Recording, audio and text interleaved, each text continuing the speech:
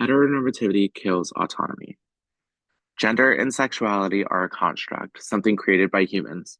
However, in society, these constructs hold much weight.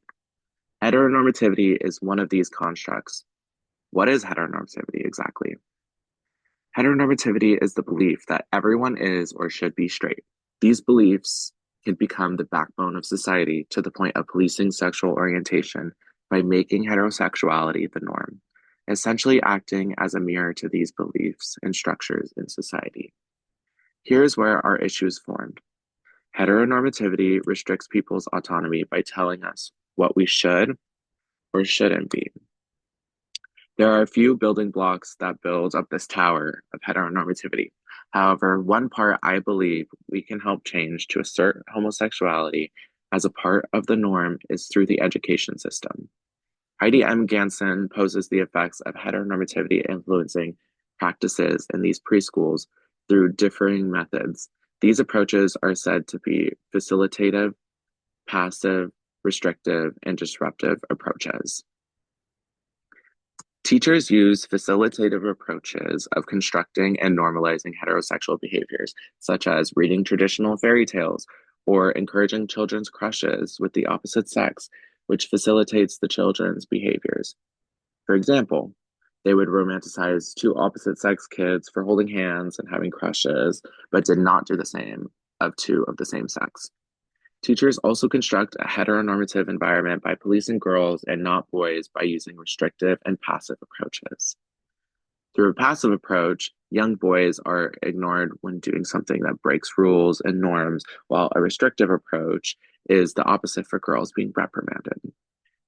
This starts a gendered inequality being shown, even at a young age, showing that gender roles, norms, and actions are socialized early on.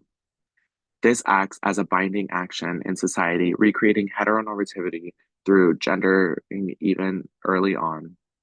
Lastly, a disruptive approach is an effort to push back on the notion that only boys and girls can be together, even if not super directly, like saying, okay, to a child saying they want to marry someone of the same sex.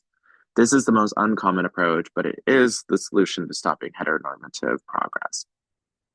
Children then reproduce gender and sexuality in their play, influenced by the socialization they get in school. Through schooling, even inadvertently, we are teaching kids to view heterosexuality as the norm, reinforcing gender roles, and anything that breaks these norms is seen as deviant, meaning growing up, they can find themselves restricted in pursuing their sexuality or gender how they want. If we can find a way, training teachers who will be handling these young children disruptive approaches to stray away from heteronormative rhetoric and stopping the heteronormative formations before they begin. In Garcia's piece, we get to see the intricacies of sex education in middle school classes.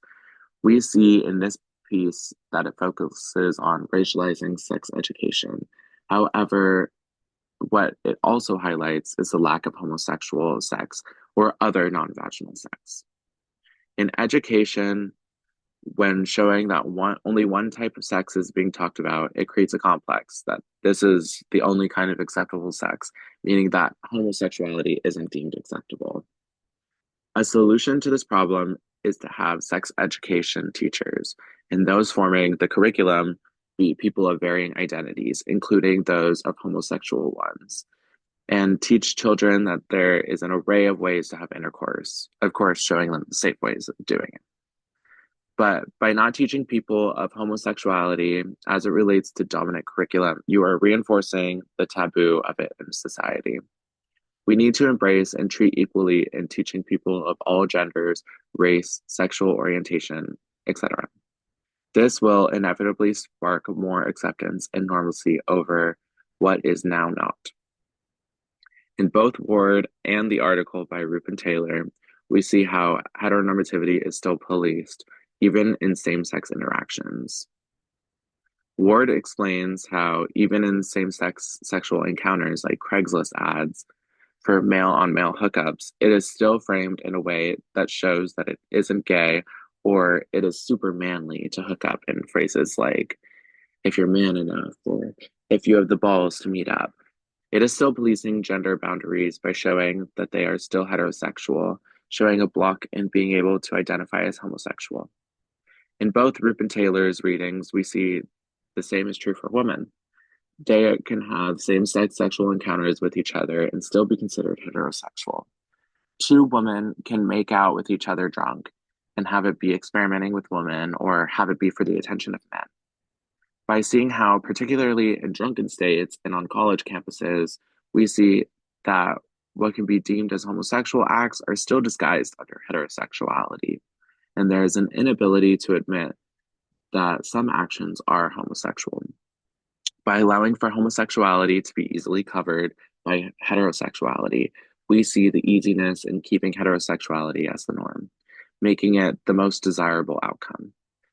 Heteronormativity requires a binary system to function, since it is reliant on men and women, which poses men as the dominant role over women. Through heteronormativity, we see that it is quite socially restrictive. You cannot be anything but cisgender. You cannot be anything but masculine if you're a man or feminine if you're a woman.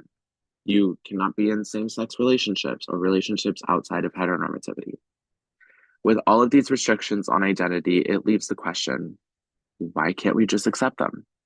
This is a challenging question because society has grown along with heteronormativity.